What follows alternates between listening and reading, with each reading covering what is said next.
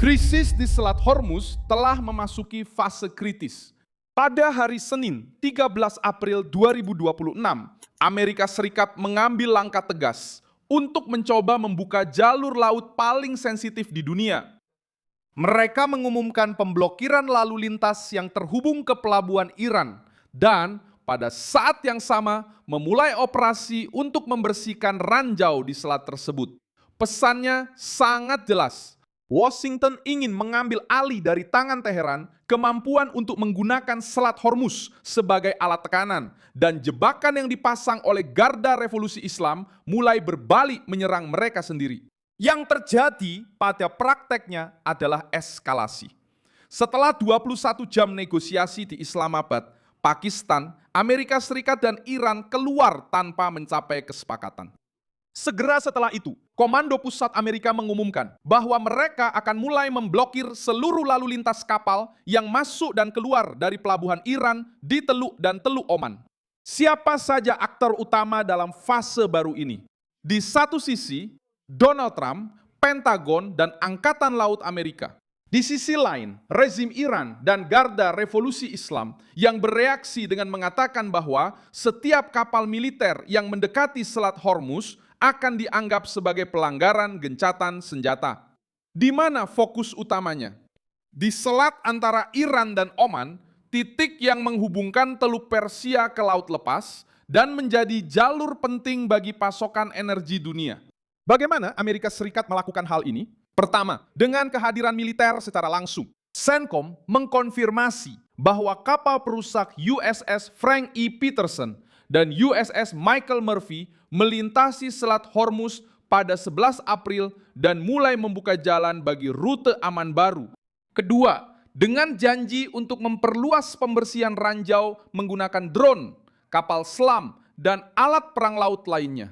Logika Amerika jelas. Jika Iran menyebarkan risiko yang tersebar di laut, Washington ingin merespons dengan kekuatan, teknologi, dan kendali operasional atas jalur tersebut. Ini adalah tindakan agresif, penuh perhitungan, dan dirancang untuk membuka kembali arus perdagangan tanpa menunggu izin dari Teheran. Mengapa hal ini sangat penting? Karena Hormuz bukanlah jalur biasa. Menurut Administrasi Informasi Energi Amerika Serikat, 20,9 juta barel per hari melewati selat tersebut. Pada paruh pertama tahun 2025, jumlah tersebut setara dengan sekitar 20% dari konsumsi global cairan minyak bumi.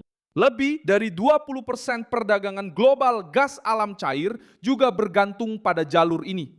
Ketika Hormuz tertutup, bukan hanya harga minyak yang naik, biaya transportasi, asuransi maritim, industri, makanan, dan inflasi di berbagai wilayah dunia juga ikut naik. Dan disinilah langkah Iran mulai berdampak pada rezim itu sendiri. Selain itu, kapal tanker minyak sudah mulai menghindari wilayah tersebut. Pengumuman dari Amerika mendorong harga Brent naik di atas $102 per barel, dengan kenaikan sebesar 7,4%. Sementara itu, perusahaan pelayaran mulai memperingatkan bahwa dengan adanya ranjau di laut, jalur pelayaran menjadi tidak aman dan asuransi menjadi jauh lebih sulit didapatkan. Tekanan yang awalnya ditujukan untuk menekan lawan, kini juga mencekik sumber pendapatan Iran sendiri. Masih ada poin politik yang sangat menentukan. Gencatan senjata memang sudah rapuh. Namun, runtuhnya pembicaraan menunjukkan bahwa kebuntuan yang terjadi tidaklah kecil. Washington menginginkan konsesi utama terkait program nuklir Iran, dukungan terhadap kelompok bersenjata di kawasan, dan pembukaan penuh Selat Hormuz. Teheran menolak tuntutan-tuntutan tersebut. Hasilnya adalah benturan yang keras. Amerika Serikat beralih dari meja perundingan ke tekanan angkatan laut. Dan Garda Revolusi menanggapi dengan ancaman terbuka. Kombinasi ini meningkatkan risiko kesalahan, konfrontasi, dan ledakan regional. Pada saat yang sama, hal ini mengungkapkan fakta yang tidak nyaman bagi rezim Iran. Menggunakan selat sebagai senjata mungkin bisa menimbulkan ketakutan dalam jangka pendek, tetapi juga mempercepat reaksi militer, mengisolasi Iran dan menyudutkan ekonominya sendiri. Pada akhirnya, pertanyaan utamanya sederhana. Siapa yang sedang memenangkan persaingan di Hormuz saat ini?